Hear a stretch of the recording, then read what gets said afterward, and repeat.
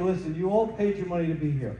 I can go right to my dopey tub pond talk, option one, or I can do this first, Tom and I, and then the tub pond talk. How does that sound?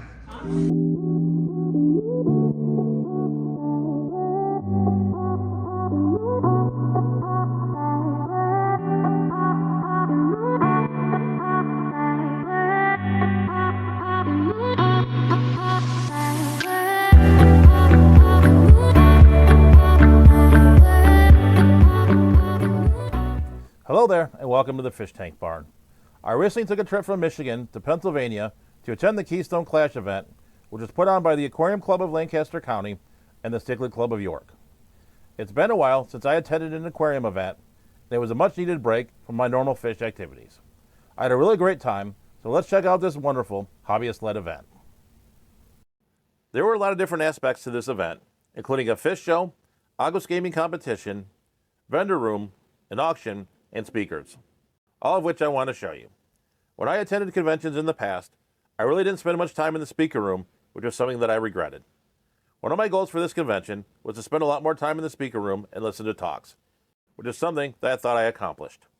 I was able to join talks by Corey McElroy talking about aquarium burnout, Zenzo Tazawa talking about his experience from becoming a hobbyist to working in the aquarium industry, Rick Borstein talking about Gadads, and Dr. Ted Coletti talking about summer tubs. I really enjoyed each and every one of these talks, and I really want to give you a brief look at each of them.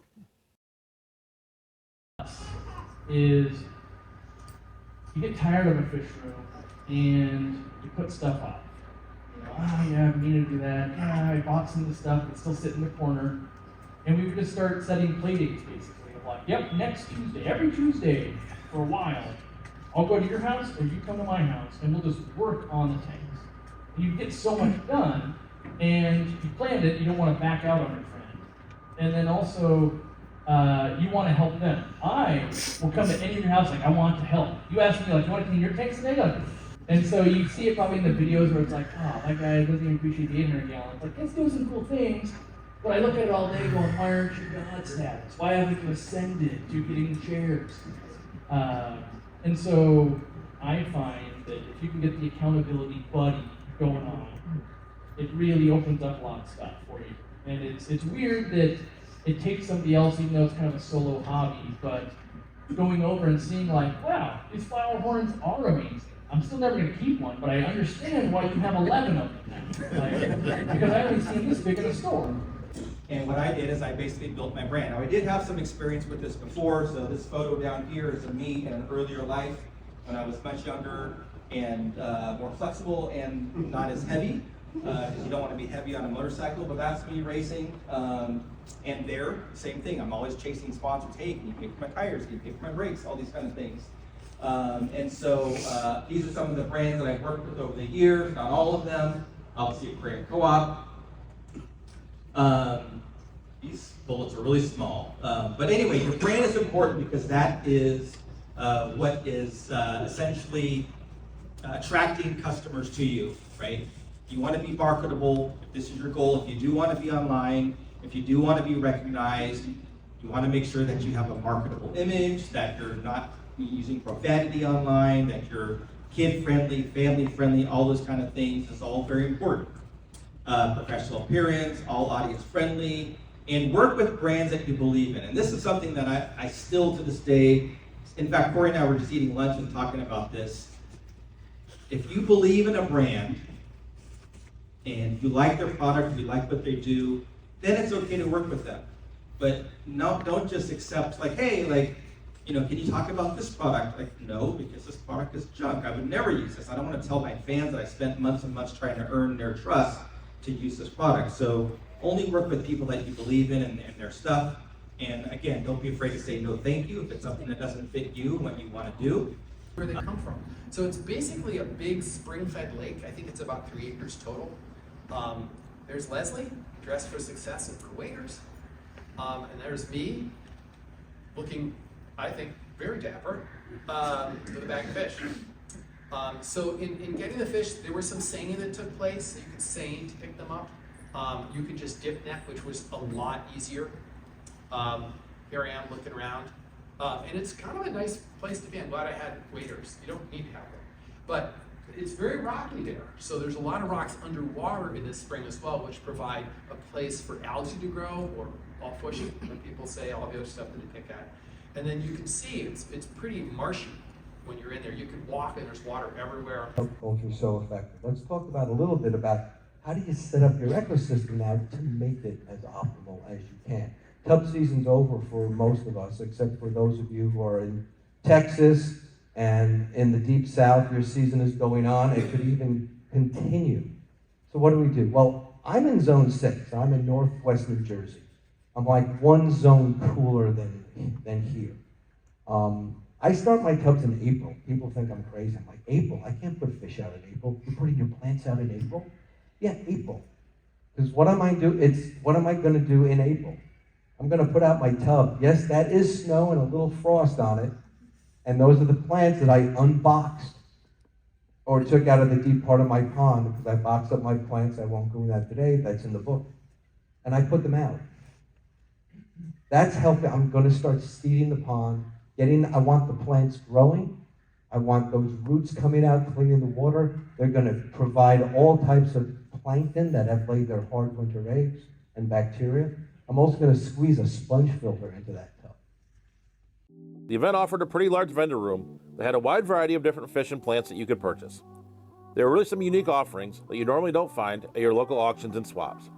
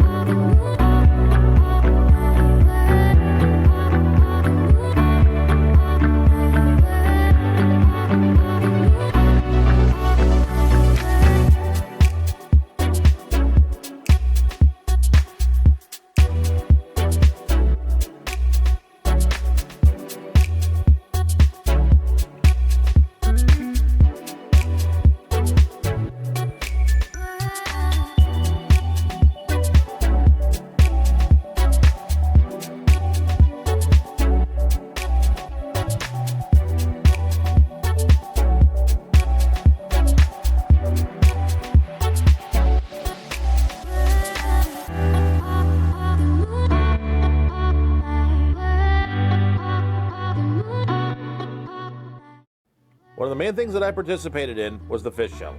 I entered 19 different fish, and I thought I did pretty well, including my dwarf gourami that received Reserve Best of Show. For those of you that aren't aware, that means it got second place. Winning that type of award was really a bucket list item for me, so obviously it's something that I'm pretty proud of.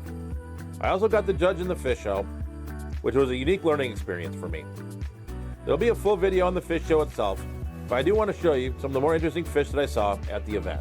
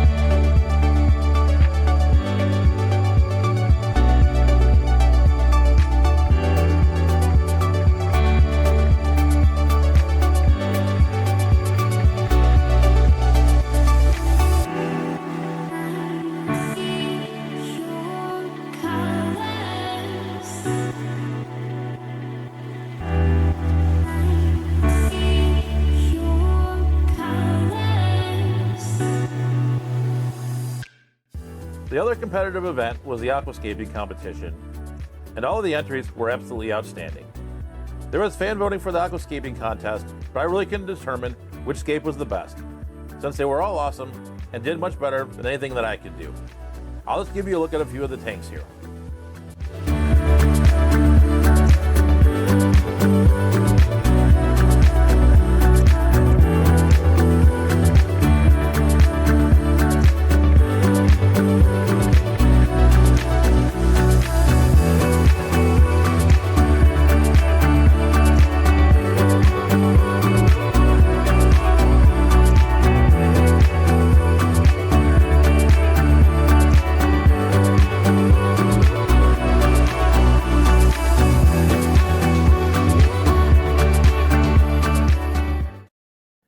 finally make it to Sunday and the auction. There were 828 items in the auction, and the auction team did a great job completing the auction in a timely manner.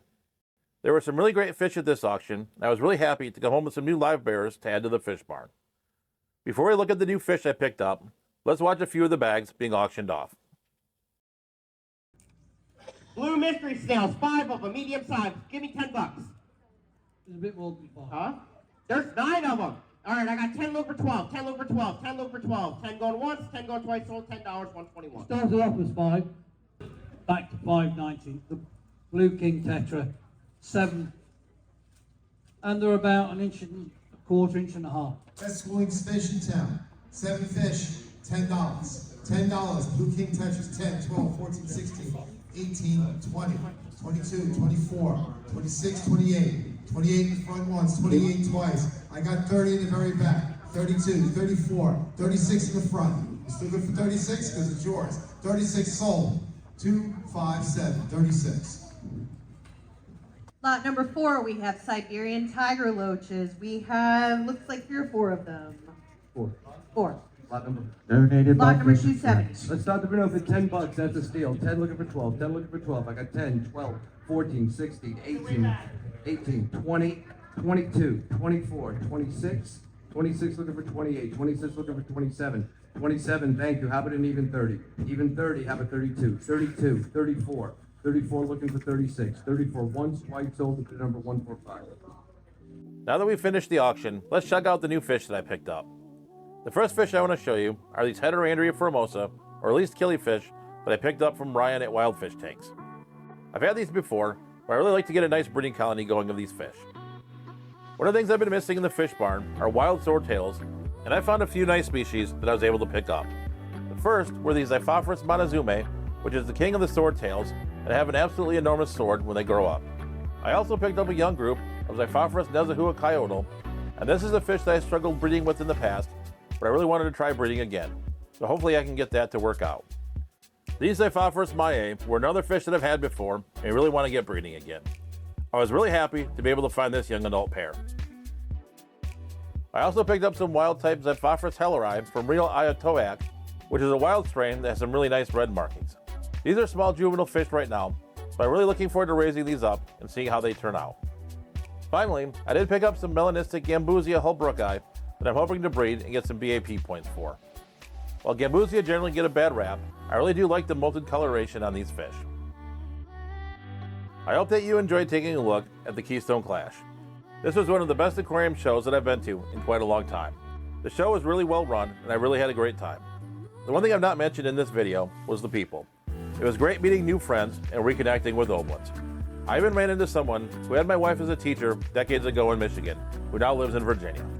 I'm really looking forward to going to this event next year. I really want to say thank you to Scotty and all the volunteers that made this event happen.